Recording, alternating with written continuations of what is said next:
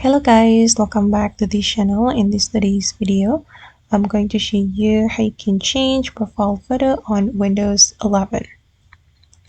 Okay, let's get into it guys. Here I have opened my computer with Windows 11 and I'm going to show you how we can change our profile picture.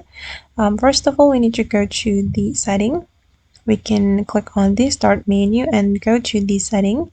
And as you can see guys, this is my current profile picture on my Windows 11 and I'm going to show you how we can change it.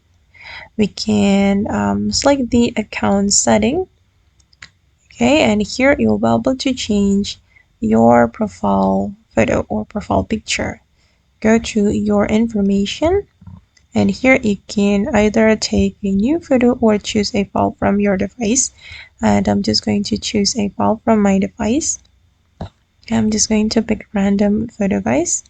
I'm going to choose this photo, okay, and hold on.